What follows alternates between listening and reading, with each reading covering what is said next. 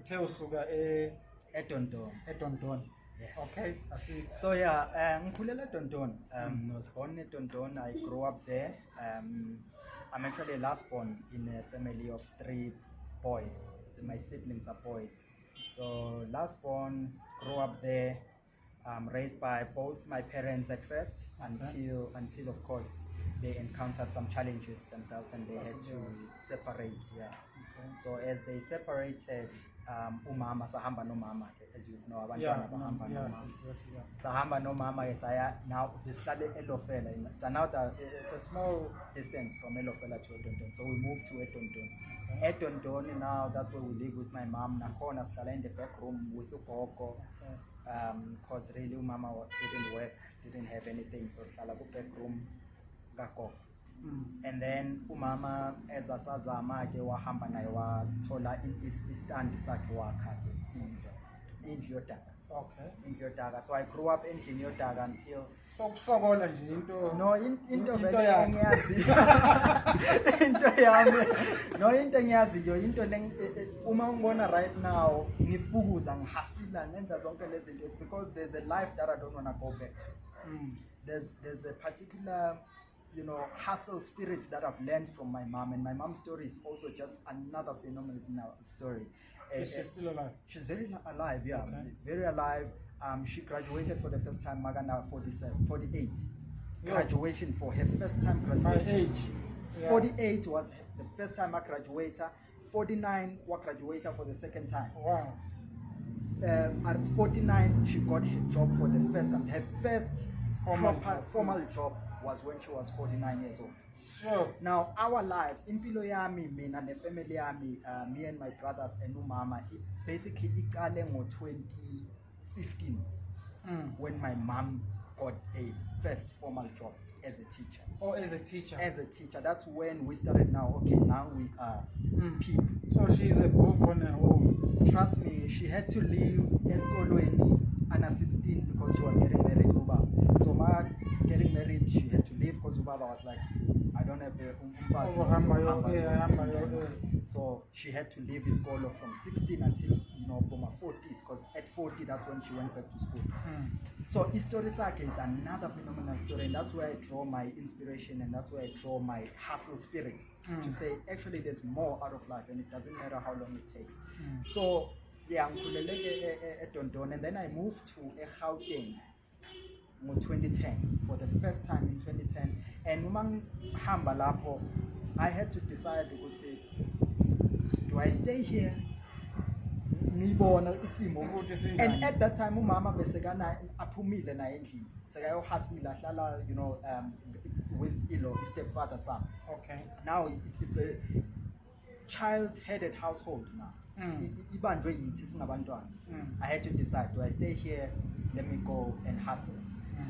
Funo babangitshela ukuthi kunobhuti wakho umntana kamamkhulu ohlala eGoli. eGoli. I'm like, okay, yeah. I think ngangifika lapha yakho ngiyozama lezi zinto zabo SABC lezi kunezinto bo radio bo TV ngizo actor and what not. Mangifika ngapha manje eGoli, ubhuti wami lo uhlala eDeni. Etsakane lo elangavile eDeni. So makahlala lapho, but now I'm here. I need to work with what I have. Yeah. Sahlala ke beyanomkhukhu ngaphandle, so ngahlala emkhukhwini wakhe ngaphandle because eTsakane at that time imikhukhu mostly. So ngahlala emkhukhwini eTsakane. But the plan yokuthi ngizozama iSABC azange ngishilo. Okay. I went, I touched the tax, my SABC. Mawufika ufuna bani eSABC? No one.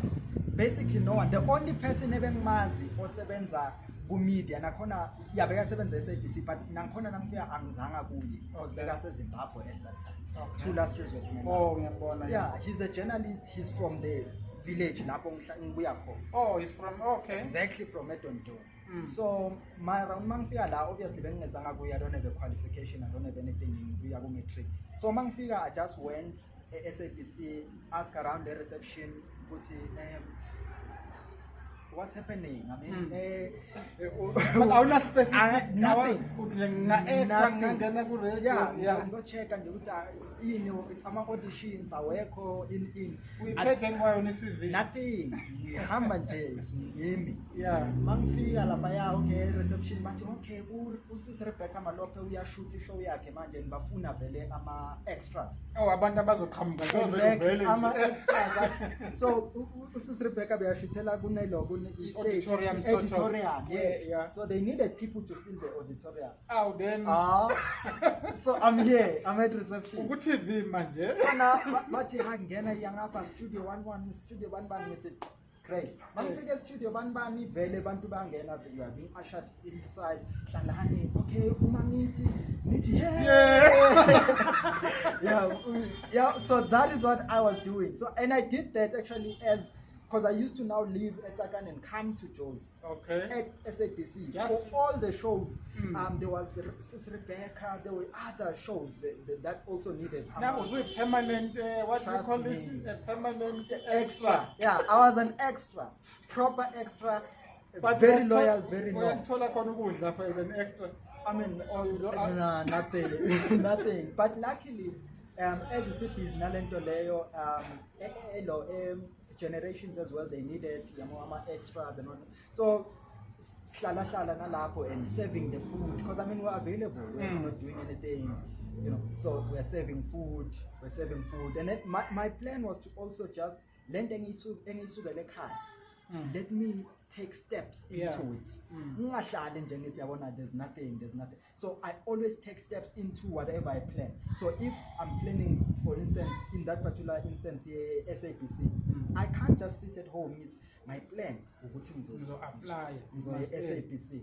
The plan is to take steps into that thing. That's why Now buy extra already. exactly now by extra. Even the hardware where we are right now, the way it started, it didn't start with me sitting and Maybe thinking, business planning. yeah, let me do a business plan and let me get a huge amount of funds and then do it. We started with empty shelves. Empty shelves. If I show you the pictures of the first time we opened, empty shelves. I saw a picture on LinkedIn where you're saying, is it 2020 versus now? 2022, Yeah. It was empty.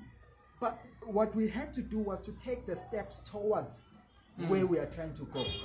And that is the modus operandi I've been operating with ever since. So SAPC Nyafika Lapaya didn't work out obviously because I know nobody. My English vocabulary is not up to standard. I'm just some guy, and then I apply TUT, apply the journalism because the plan was now to study journalism. So you really wanted to go to that in now? the media, yeah. Okay. I've always wanted to be in the media. So I applied the TUT bang accept her for the following year. So now 2010 wonke ngidlelele there's another zinto zama SAPC what I sebenzi. But what was interesting for me is that I had told my family I wanted to be on TV. Okay. Obviously they told me that it was just too far-fetched, it was not gonna happen and whatnot. Now when I saw myself on TV at Rebecca Malopez show, I was like, who's that? Is that not me? Is that not TV? Yeah. So I was on TV as an extra, no talking, no whatever, just being an extra. But for me, it was inspiring and motivating to say, actually, if I want something, I can actually get it. I can actually get it. And that's what motivated me to always take steps towards what I want to do. And it's a very important lesson actually. It's about the step you take. There's a lot of people like me from the same village who did not do what I did, and they don't have what I have. It's about not just saying I want to do something. What are you doing? There's a lot of people here who actually could be looking at this guy who's saying I'm gonna start a hardware about where? True. Yeah, but even worse when we started, because when we started, I mean, there was no way he would take us serious. I mean, I wouldn't blame anyone who will come and say. I wouldn't blame it. And we had interviews actually with great people, great minds who came here and we interviewed them and we share the vision with them, to say, guys, this is where we're going. How we are starting is how we are starting, but where we are going, trust me, It's big. Somewhere like and that's why you check my LinkedIn, you see how much we appreciate the team. The team is the business. The business is standing because the team continuously shows up. And they believe in the vision. Exactly. They saw beyond what I was, sharing and telling them. And that is key. So let me backtrack. So in 2011, I started journalism. Within 3 months, I was already having my own radio show with the campus radio. Wow. Pushing in a class of, I think we were 100 and something, 120 or something, the first years in journalism. And I was among 2 people that were working in the radio station. A guy from the village who just came through. Within the first year, second year, I was already teaching the students how to actually posture on radio, how to communicate, how to maneuver a computer. Mind you, the first time I actually operated a computer was here at Zagan. We had a computer. Oh, okay. That's the first time I operated a computer. And now I'm helping the students at varsity with computer, because all of us, we're coming from different backgrounds. Yeah. Now I'm the one that's leading. Within the third year, which is 2013, the TUT hires me. Because I've already showcased the leadership, I've already showcased the ability to do a radio show, talk show. I was doing a talk show. Started with 1 hour and then 2 hours talk show. Young man, probably 1920 at the time, 21. We pushed that, and then they hired me to be now a student assisting the lecturer in broadcasting. I did that for 6 months. Within 6 months, the Guptas were starting a TV channel. Oh, that what was ANN7. Oh yes. Yeah. So they were starting, and then there was the New Age. Yes, with the New Age in the same building. So they were starting that. Now the vision was to go beyond, because the thing about me is that anything that is, like petite, something small, I always want to blow out and go out, out of the box. What is out there in the world? Yeah. So I decided that, okay, what I'm going to do, I'm going to go and speak to these guys at ANN7. Okay. And my modus operandi... What, you propose a show or something? I proposed a show. So I don't send, in all the jobs that I've worked in, I didn't send the CV. The CV comes after. Okay. Comes after. Just as a formality. Just as for the formality and for them to put in their system. So I said, I've got an idea for a TV show. Yeah, well, I've got an idea for a TV show. Youthful, I think, if I remember what the idea was. So youth having to be involved in discussing issues of national importance. Let's get the youth involved. Let's get people, whenever you are doing stories, let's get the youth to have a show that's dedicated to them expressing their views about what's happening. Sharp, they loved the idea. They called me in, I met the CEO, we had the discussion, they loved it. As soon as we launched in August, and that was June, as soon as we launched in August, definitely this is one of the shows where I implemented with. And then they went and bought one of the celebrities to come and present the show. The show went on air. I then was taken in as an employee. What they then did was to say, please give us another 5 bright minds like you. Okay. Just because right now we are about to start and we're going to need journalists, producers, and what. Okay. Just give us 5 from your pool. We know that you'll get the best guys. I went, came back with the best guys. So I was able to get those 5 people, at least, job opportunities, and we brought them in. And we started. Now I was on air. Now I was a journalist on air, presenting, doing news and all that. We ran with that. We did ANN7 until 2014, the following year. Around March, I get a call from ENCA. ENCA, oh no, hi. She introduced themselves, and like, no, we've been seeing what you're doing at ANN7, and we are actually looking for a young bright mind. Please, can you send us your CV? Okay, this is good. This is, they're coming for me. So I sent through my CV, they made an offer, and then I joined ENCA the following year, 2014. Okay. Worked at ENCA as a news gatherer, which is a journalist basically. Yeah. So worked there at ENCA, great people, great work environment. And then by 2014, around 2014, late that year, I was now doing other things now. I was now an agent for a company that was selling graduation attires. Oh, okay. As an agent of that company selling graduation attires. Because I'm looking at my social media presence and the ability to inspire people and get people buying into what I am selling. So I was like, okay, let me sell something. Let me have something to sell. But now I don't have a business that I can start.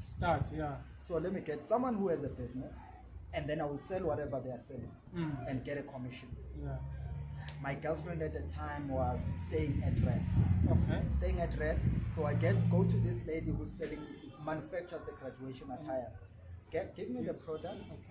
And then I'm gonna go to my girlfriend and put them at her residence. At TUT. Put the things there, and then I'm gonna go online and then I'm gonna sell this thing. And then the pickup point is then the TUT. Is here at TUT. So people they looking for graduation attires and whatnot. I say at room number what you go there, you fit your product, you're gonna love your product and take it and go. Leave money there and go.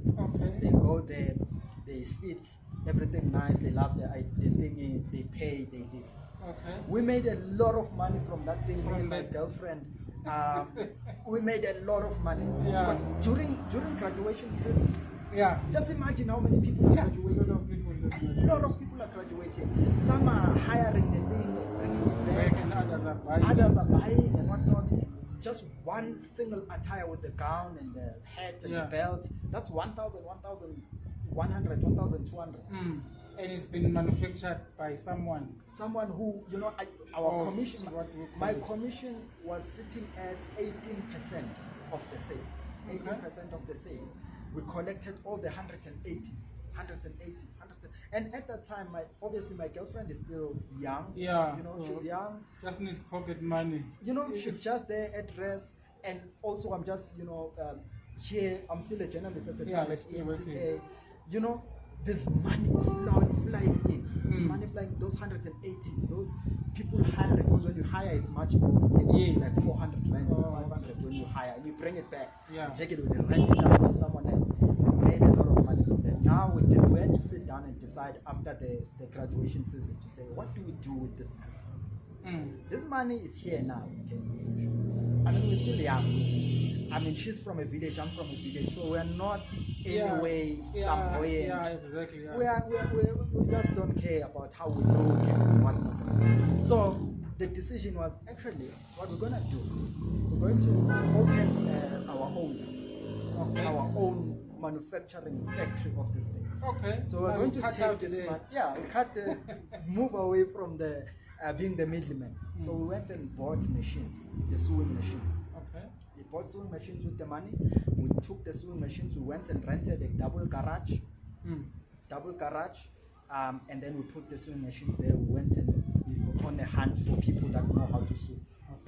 We got them. Luckily, we got some great ladies that knew how to sew.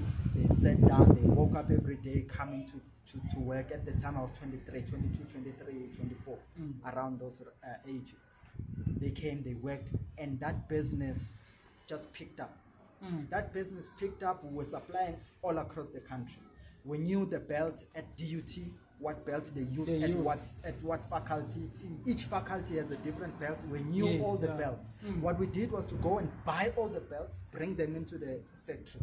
Buy all the gowns, because the gowns, the diploma, the degree, and the doctorate, and all they're different. The shapes are different. We bought all of them. Do you have the cushions as well for the doctorate? Not for doctorate, but we did have the one for all the other ones. Brought them into the factory, and we said, dismantle it and put it back in, put it back together. They dismantled, they put it back together. Okay, this is how it's done. These are the measurements. This is, and then they operated.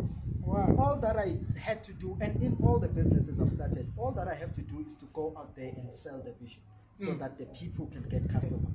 Oh, and then And that's what I do. What I went and what I've always had a dream of, I'm still doing it today. I wanted to be in the media. I wanted to be in the space of, convincing people about like journalism, communication, radio, and whatnot. And I believe that is what I do in all the businesses that we do. Get the factory operating. The team will handle that. Mine is to go out there and make sure that people believe in the vision. And then, and what you need to do from here, you need to you serve the customer. As soon as the customer comes in, that's on you now. Okay. I've done my part of getting Zungu from wherever you are sitting to come here. But now when he gets here, you need to do your part. Wow. So that is what I've been doing in all the businesses. So we operated that late 2014, late 2015, I left ENCL. Okay. I was making enough for me to leave the job. Okay. I was still 24 or something. I was making enough for me to leave. I mean, TUT Emalahleni was a big client of ours. They trusted our product, they trusted our quality, they trusted what we were bringing in the industry. Because the industry was dominated by the other guys, the white guys, about the Penar and whatnot. So now we were the young guys, but the quality was top notch. And we were saying we're not stocking from the Penar and reselling, we are making the thing. Yeah, and when now crashes, I know they do. The small ones. Small ones. We were doing the small guns as well. We were at our peak, we had about 10 employees, and we started with 2. Okay. At our peak, we had 10 employees. This one is ironing, this one is cutting the material, this one is putting it together. And we had a round of machines, sewing machines. So, but where is that business now? It had to die. Oh. It died. So a story. That business like died. you saying it had to die. No, it didn't have to. It died. Yeah. It died. It was actually a painful death. Oh. So what I did badly is that, I've told you where I come from and the type of poverty that I enjoy. So now I go home to visit, right? Yeah. Go home to visit. Hey, how are you, Ninjani? Siyaphila sonke. But Lindo, ababhuti wakho labo bashiyela emakhaya. Wena uhleli leGoli. Uyachiphatheka wena. Yeah, wena ukahle leGoli. Bona abahleli bayahlupheka. Uthini wena ngalo? Ikhazini yakho le uyazi ukuthi umshiye kuphi, uyazi umshiye anjani. Ubhizi wena le. Siyezwa kumanje uchashe abantu bangaphandle. Uchashe abantu bangaphandle. Abantu balaba balambile. Yini lento especial eyenziwayo le? Ba ayina. Abantu bobhuti wakho bazakwazi ukayina. Now, at that time I know that family and business is a recipe for disaster. And they don't mix. I ngizama ukuyi-ignore, but at that time you remember I'm still young. You're still young, yeah. I ngiyi-ignore ngihambe buyele eGoli sisebenze. Nangizovakasha, every time ngizovakasha there's a family meeting. Uthini nangifana eshiya abantu bakubo. Uma ufika wena ufika nemoto yakho. Uyacruise wena. Usiphi ama TV. Abobhuti wakho, abobhuti wakho bona. I think 3 consecutive times of me visiting home and having to, enjoy those family meetings, I succumbed. I said, okay, you know what I'll do? I'll take them. Let me take them, but they need to go and report to those guys that are already there. Okay. Because those guys, they know what they are producing, what they are doing. So, Nina you have to listen to my instructions. Oh, because I'm a last ball. Oh, God. Must figure la. I can't shout at them in front of the other guys. When I talk to them, I need to call them to the side. Yeah. According to now, when other family meetings continue now to say, in front of at that time, things need to move. Like, we have big clients, we've got big customers that we need to service. So there's no time for nursing egos. Trust me, I had in the 10 employees we had, 5 of them was both my brothers, my best friend, and 2 of my cousins. My high school childhood best friend and all those people. They've come here, they were working in the factory. The 5 others were from outside. Mm. They work. Now they were now, what's this? Other caucuses now that they have that I'm not involved in. Because I'm running a business. But now they want a family structure. Yeah, they want to, yeah, this is a family thing. They need a family structure where we have a chillers, we come and chill. Yeah. When I come, I need to talk to them, you know, nicely, we are laughing. Yeah. But it's working hours, and that's not how I operate. I know what I want, I know how we are going to get there. So please deliver. Yeah. No, now your brothers now. So now there's caucuses now. Yeah, so they have caucuses now where they discuss how to move the business forward. Without the vision, basically. Basically without the vision, to just move the business forward and make sure that it empowers them. Mm. Now they've got these caucuses, and these caucuses, obviously they include now having to sell the products without me knowing, because I'm that guy that can be very trusting. I will give you the vision, I will give you the marching orders and how we are going to structure everything and make it work. And then I'm going to go and look into other aspects of the business from the outside. And then you are running. You run. Everyone must hold their bucket. I don't have to be here, you know, micromanaging every single one. I don't have to be here, because I know that I am delivering in the buckets that I'm holding. So theirs now was the advantage of exactly that, to say now, we can decide if someone walks in and buys a gown, we don't have to declare the money, we don't have to register it anywhere, we can just, you know, share it amongst ourselves. And that is what happened. How do I realize that that is happening?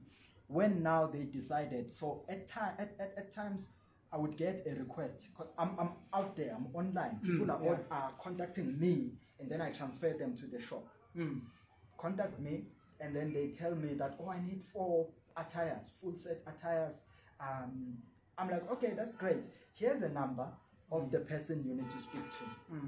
They are ready. I've already told them at times. So now I don't tell them in the shop, because I'm now suspecting something is not right.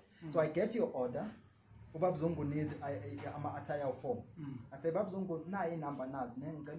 Send the WhatsApp. Go 9 number 9. That's the shop. You send the WhatsApp to the shop. At the shop, they are getting the order for the first time. Okay. So they are. I didn't communicate. But they take product, they deliver. Okay. They deliver to you, and then you then come to me and say, oh yes, thank you, I got the product, I'm happy and everything. And then I keep quiet because I want to see the money getting into the bank. And the money doesn't get into the bank. Then I realize with something then is not right.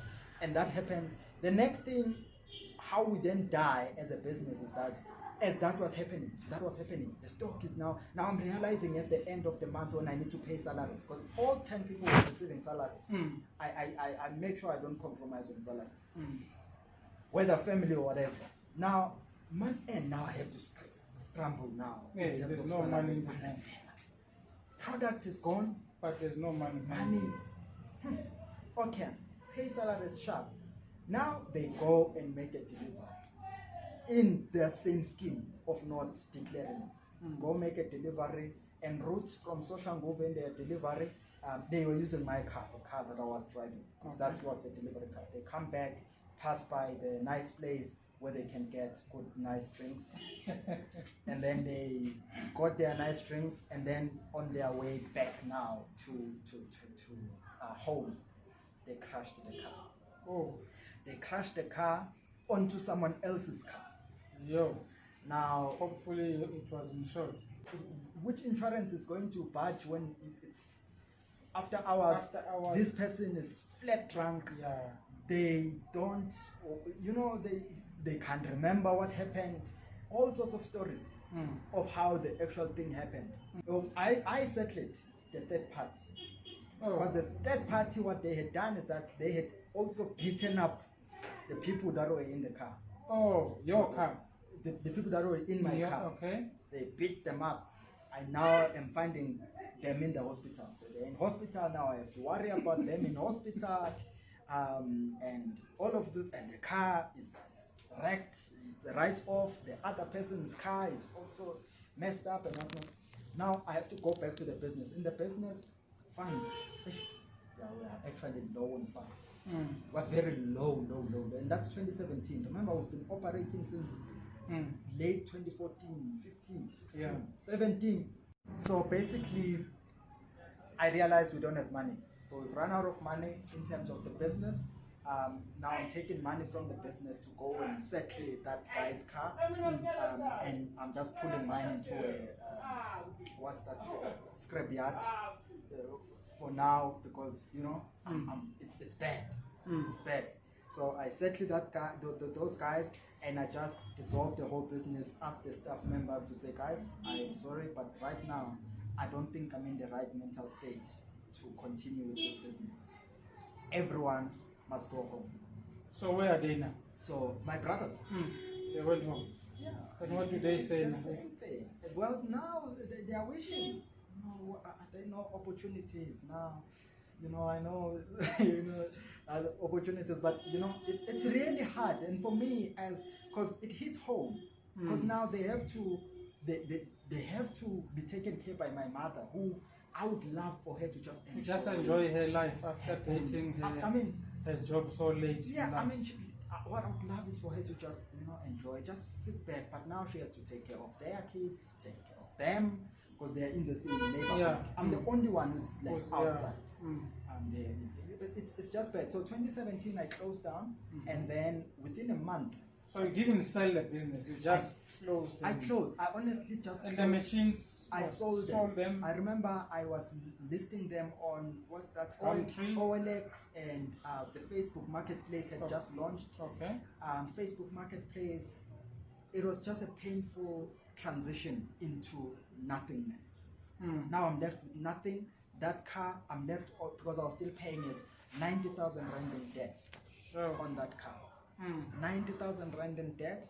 I remember calling the guys, West Bank, to say, guys, let's negotiate now. No, I wasn't even negotiating. I was saying, remember, at that time, I was just pushing everything away so that I can decide what to do with my life. Okay. Which was really a rope.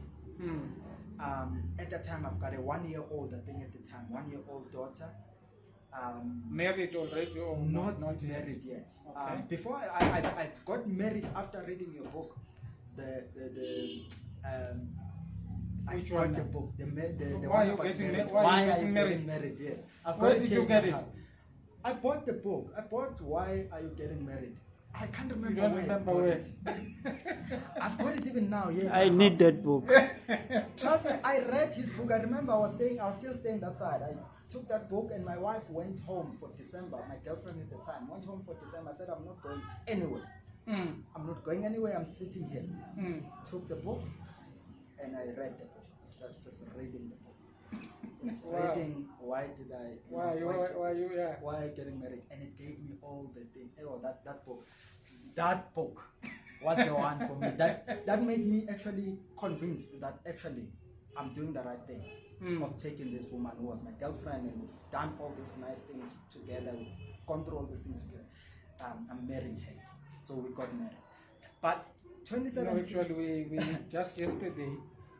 Because I'm coming from KZN. Yesterday, when we engaged, I was in KZN for the Easter Ulundi. Oh yes. So yesterday we actually were coming back here, but we went past. There's a lodge there where we want to do our 20th anniversary. Oh, nice. So we're just checking it out.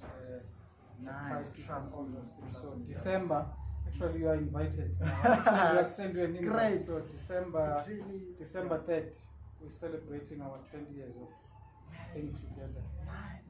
Oh, that's good. Trust me, I would share a very good testimonial about that book. It's the single book that convinced me that I'm doing the right thing. Wow. It is that book that I knew that okay, I'm getting into this marriage. Wow. And I did. So yeah, 2017 I shut down, closed down, sold everything, and then decided that okay, now I've pushed everything. I called West Bank. I said, West Bank, I can't continue with this car. I'm voluntarily surrendering it for repossession. I surrendered. I called them myself. They didn't come after me to say, hey, now. I called them. I said, please repossess the car. Please repossess it. Yeah. Obviously, they pulled back because they don't want to. Yeah, repossess. if they repossess, they must deal with the debt that remains. Yeah, basically they don't want to repossess. I realized then these people don't want to repossess. Yeah, they want to negotiate. If you can find a way of paying something. Yeah, it's just to pester you. Exactly. But now I think let's then go. Now that business has died. It's died completely. Then now I dust up my CV. I get a job. Which job now did you do? I went into PR.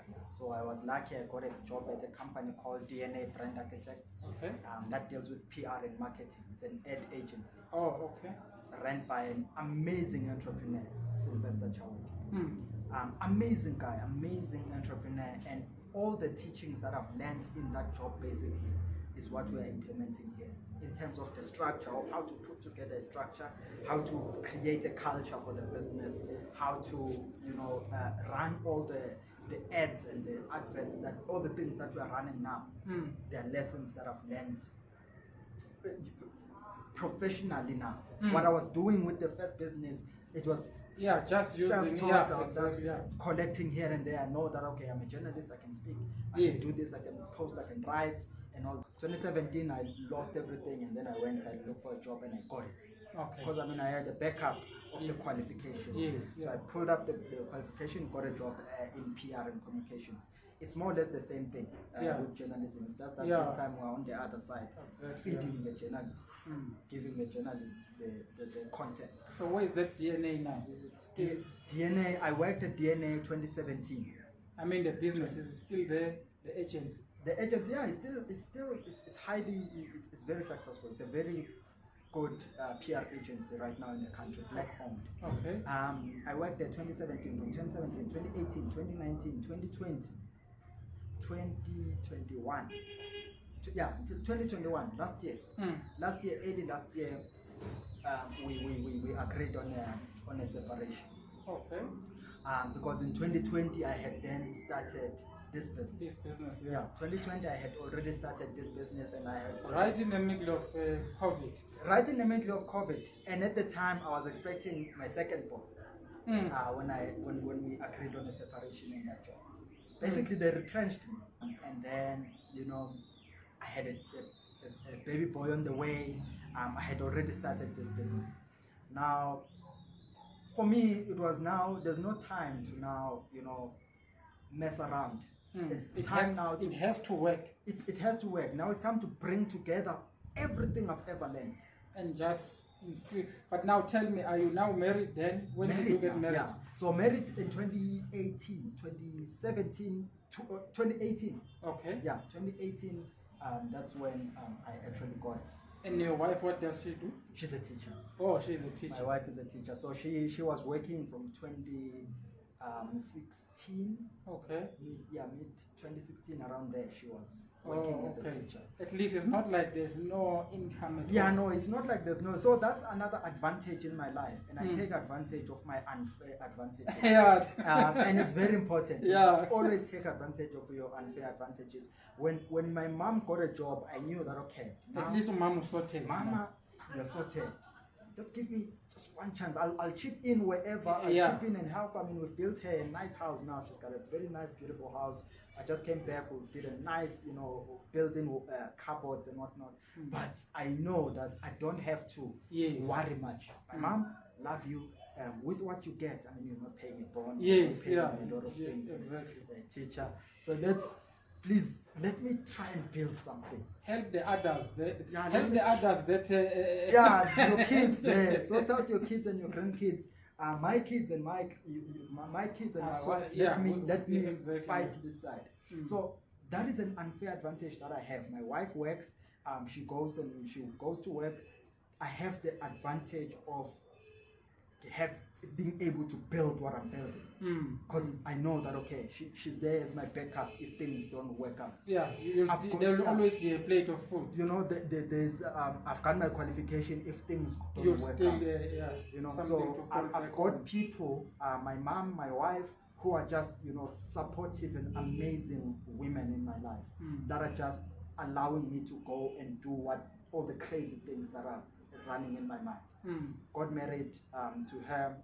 We've got our second born. We started this business.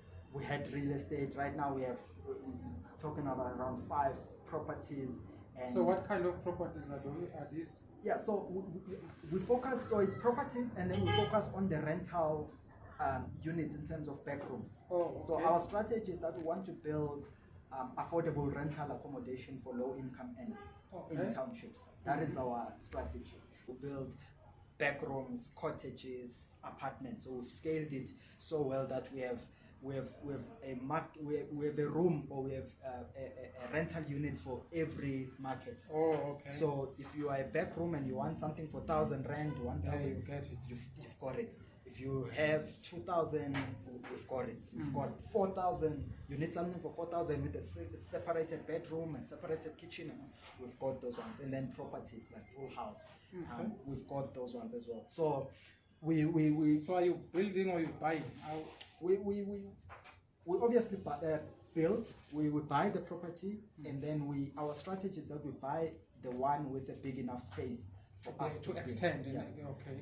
For us to build all the the outside cottages and whatnot. So if it's a house that is just crammed, there's no space to build, we really don't look into that property. So we look into a property where we can say, okay, this couple of meters we can build 2 more. Okay. Those are the ones we collect. So yeah, we've got those properties, and then after building some rental units, we saw the gap of the hardware business. Because as I was building those rental units, I realized that it needs to be painted. You need to put tiles. You need to do it takes touch-ups. time. Also, it takes time to get these hardware items to the location. Like here now, someone is building at the back. Yeah. Where are they going to get material? Building material, whatever they need. They need to go and pay 200 or 400 rand for a Bheki at the guys the bigger shops. They are not here. Bigger shops there. And we said we are going to roll out these hardware stores close by, in the middle of the town, in the middle of the we put a convenience store there. Yeah. Convenience store, and if we can't have our own plant of the building material, we partner with whoever has it close by. Right now we've got your bricks, we've got your see there, because here when you are here you don't see the sand. Yeah, where is that? It's just down the road. Oh, just down the road after a couple of houses. Okay. Bricks, sand, concrete, whatever, everything you need, it's here. Okay. It gets delivered for free to the customers because they are here. They don't have to go spend money coming from wherever. And then the delivery, what do you use? The mode of transport? A truck. Oh, you've got a truck as well? There are trucks there. Oh, yeah. How many trucks? No, there are trucks there. So that's a partnership. So the partnership with the guys. The truck owner. The truck owner. Okay, yes. okay. So it gets delivered and then that's it. Ours is to wait for you to make your order again. Tell us you need how many bricks. Get your bricks delivered seamlessly. They are here. And I saw on the website, it's like you also have a team of contractors. Yes. Yeah, so team of contractors, those are the people that they come here, we vet them in terms of when you come, you say, I'm an electrician. Because we get a lot of them who are coming and buying electrical stuff here. They want to leave their contact details. For people to contact them. Yes, so we vet them so that we don't taint our name. You don't say, it's linked to ANDURA and then it messes up. Then you go, you mess up. So we vet you, and then when we are happy with you, then we are able to recommend you to our clients who buy from us. And then you go there, you know that, okay, some they even pay to ANDURA for a product, for something to be done in their house. You want to install electricity, whatever. We bring the best guy for it. You pay, do everything through ANDURA. Wow. You know, the book that I'm writing, where I'm going to be extracting some of the comments you're making and including. One of the stories is actually about Hatches. You know the Hatches, the appliance store? Hatches, yes. Hatches, yeah. So, but you'll read it when the book comes out. But the good thing is that now ANDURA is going to be mentioned as well. Yes, so but that's good. The name? ANDURA. Where does ANDURA come from? Yeah. What language is that? So just like Amazon, just like any other compilation of alphabets that make up a name. I'll tell you now, I don't know what ANDURA means. It doesn't have a meaning. But where did you pick it from? It came in my dreams, to Wow. be quite honest with you. Just Andura. In my dreams, I woke up one morning. I knew that I wanted to start a hardware business.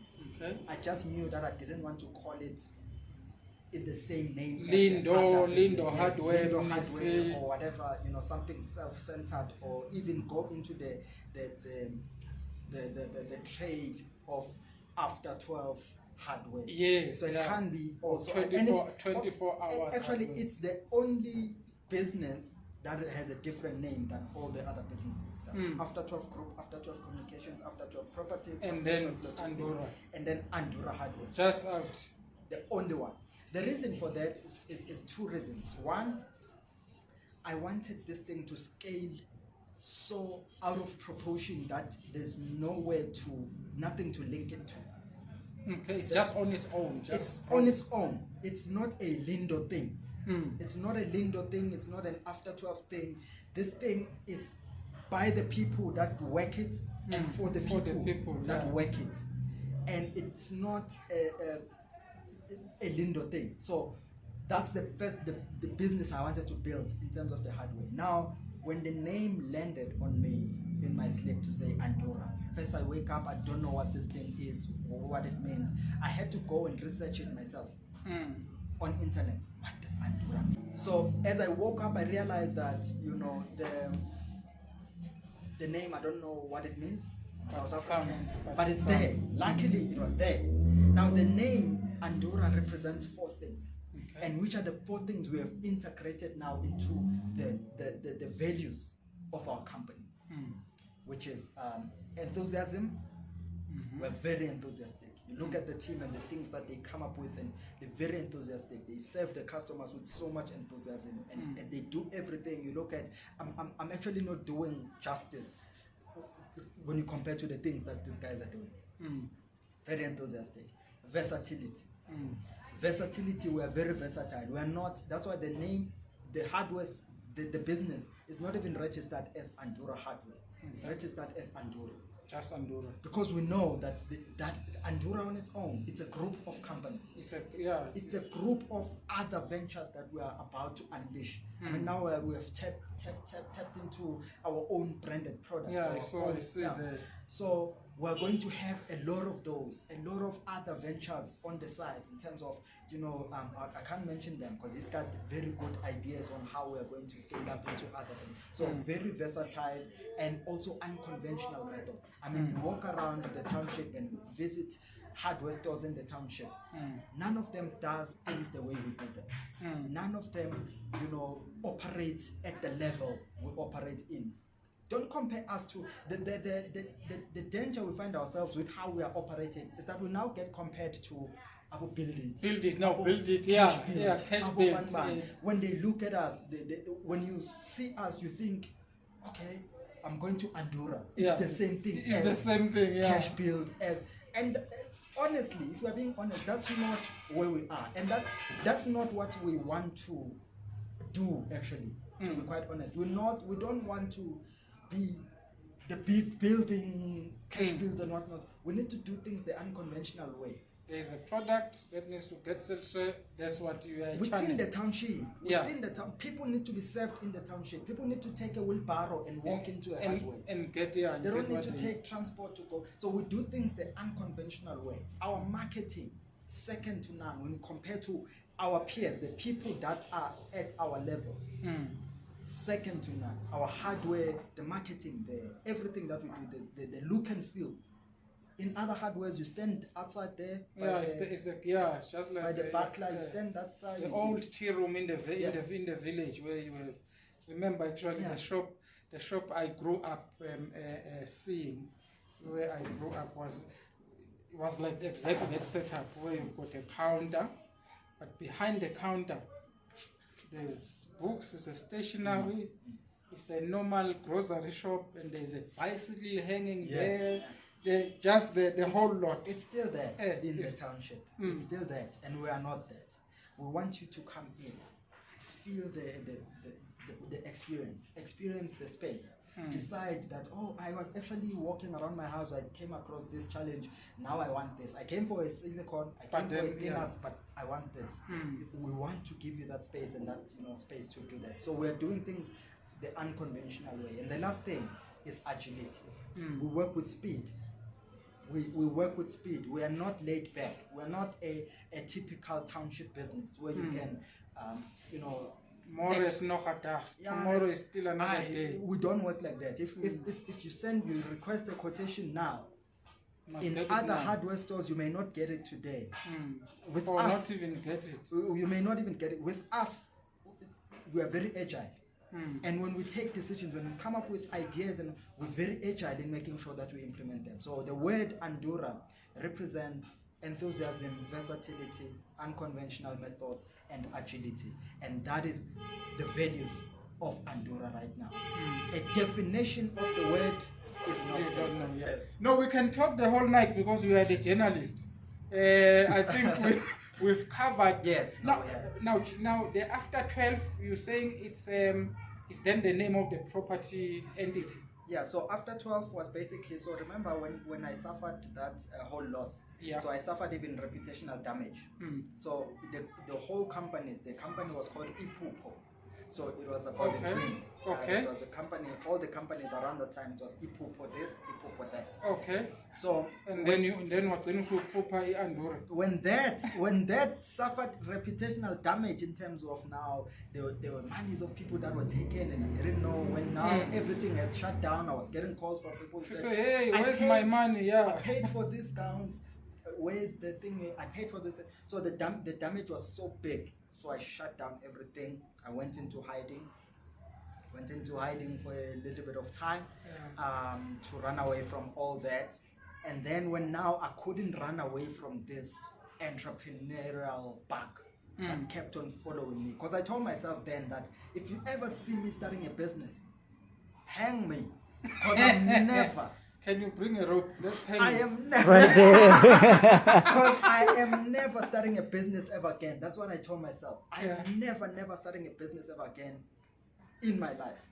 But that thing kept on pestering me. I just couldn't stay without a business. I just couldn't operate as a normal human being without a business. Now, I then had to succumb to those voices to say, okay, fine, I'll start the business. Now, what do I call it? And then again, it's a new beginning. A brand new day starts just after 12. Okay. So it was a brand new beginning for me, for us. Yeah. It's a brand new beginning. We are starting afresh. It's just a brand new beginning. So After 12 came as a fresh start. Wow. To say, after all the suffering, after all the things I've gone through, with all the lessons I've learned, the joy comes in the morning. When the joy comes in the morning. So a brand new day starts just after 12. So the company now, the group of companies that we start from here going forward, because we know everything we need to know now, it's now going to be called After 12. It's a brand new day. It's a brand new beginning. And that's where the After 12 name came about. So it's a brand new beginning. And I'm sorry to everyone that was hurt by our previous brand, Ipupo. So you just can't that Ipupo name now? And it's a painful thing because there are lots of people to this day who still call me Dream. I'm still called Dream. My name is Dream. Joseph. And a lot of people still call me Dream. Joseph or Mapo. I had to step back from that. But I hope our story and our journey is still inspiring to a lot of people who have been following us. Because there are a lot of people also who don't know that we actually failed and suffered a knock. It's not something that I went out there and shared to say, guys, I have now failed. I just went into hiding and then boom, Lindo, you're now doing hardware. You're now doing real estate. How? And then clothes. To this day, the team here still gets requests for regalias. So can attest to that because the phone we were using then is still the same. It's still the same we use today. So, but why don't you bring it back now as a site? It's a good question. That's the same question I got in the podcast that was released today, where I said My answer is simple to say if the team decides that we need to go back into that business, I'm at the mercy of the team right now. The team says, guys, let's do the graduation regalia thing again. Yeah, because We're starting it. Graduations will always be there. Will always happen. And for me, it's more than just the regalia. It's about when someone graduates, it's a statement. Yes. And you having come from where you come from, getting that qualification was a statement. We're looking forward to the book. Yeah. Very excited about the book. It's really the perfect time for you to grab the story of ANDURA. It's the perfect time because trust me, at the level that you are going to tell it, you have an upper hand as the guy that believed in that thing when it was nothing. As the veteran, because at the time when we reach the level we want to reach, you'll be a veteran. We'll be looking up to you to say this is one of, and they will tell you I'm always advocating and looking out for those that believed in us when it was ridiculous to do so. Right now, for you to even consider ANDURA as a potential case study, it's really inspirational for us, and it's a pat in the back to say we can't then let this thing fail. It can't be in a book and then it closed the following month. Never. Because the people that will be reading the book for generations will be asking themselves, so where is ANDURA? We thought it was said in the book that this is gonna grow. Exactly. So where it is now, it's a challenge to our business development manager now to say this thing needs to be what we say it's going to be. It needs to be what we are pushing for it to be. And I'm thanking you for your time to come and visit us today. How we look today, and I'm sure you are a visionary man. You can see beyond what is there on the surface. What we can promise you as ANDURA is that you are going to be inspired and proud of the end results of what we are building. It's really going to be very revolutionary. It's going to be different. We've already received, obviously, offers to buy us out. And honestly, after thinking hard about it, I don't think it's the right route for us. Because then, as much as the money may be Tempting, the money may help. Because for me, the money, strangely, for me, it's never a personal thing on how money can empower me. It's always about how can we get empowered, all of us here, the people who believed in the vision when it was ridiculous to do so. So we've gotten offers, obviously, and we are grateful for that. We appreciate for the people that see us as worthy. But there's more to this business. There's more that we are still yet to do. There are lots of things that we still yet to learn on how to build a business, and we'll continue to do that. And you will be proud. 20 years from today, you will look back and be proud of Nsindiso, who will at the time be 54 years old. Gentlemen, thank you very much.